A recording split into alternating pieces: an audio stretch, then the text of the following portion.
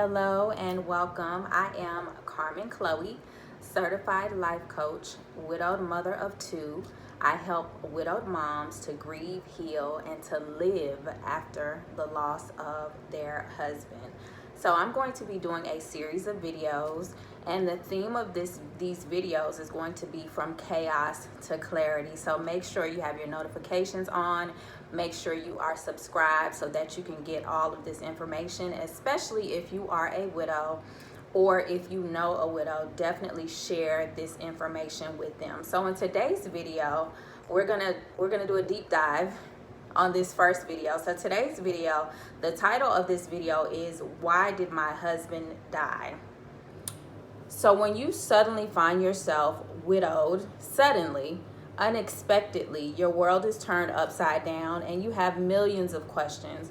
One of the most plaguing questions, one of the heaviest questions that I know that I've had and that haunts me is, why did my husband die?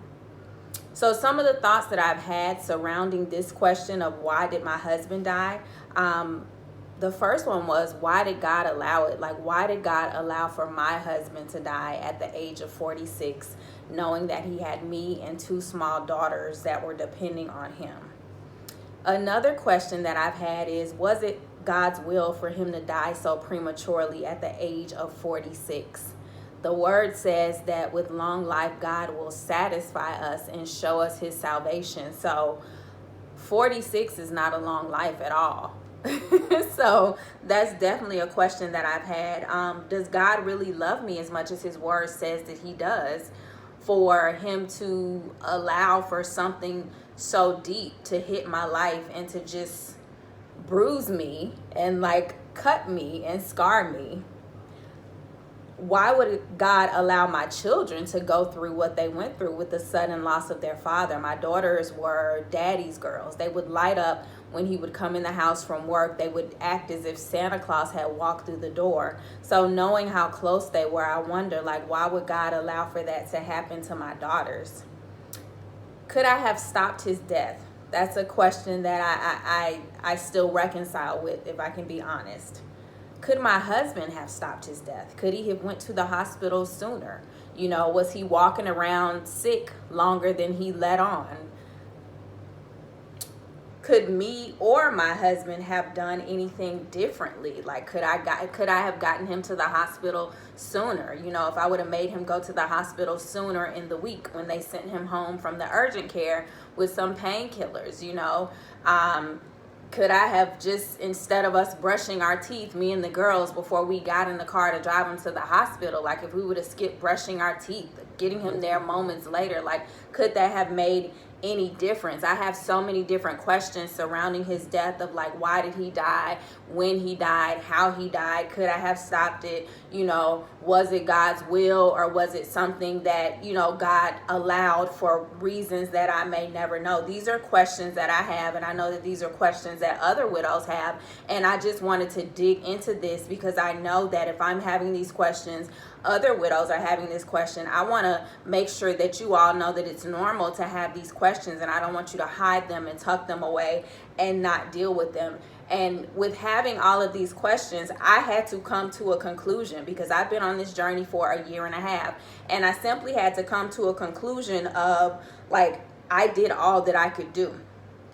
I did all that I could do. It's not my fault that he passed away. I am not God. God is God. That is one of the biggest blessings that I've come to the realization of. I'm not God. God is God. Okay?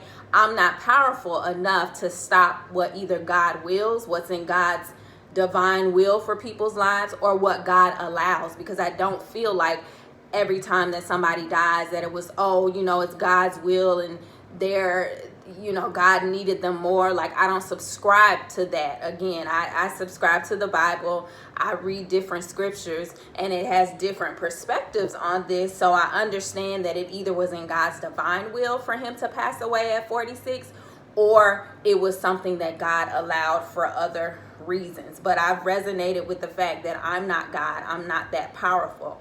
And by coming to that conclusion, I was able to release myself from the guilt, from the shame, and from the regret that I was battling with for the past year and a half. So if you're watching this video, you're a new widow, or you're a widow who's been on this journey for a while, and you have a bunch of unanswered questions, you're still being tormented by guilt, by shame, by regret, I just release a spirit of peace unto you, and I just pray that you would release yourself and walk in the freedom of knowing that it was not your fault. You are not God, okay? And it was not your fault.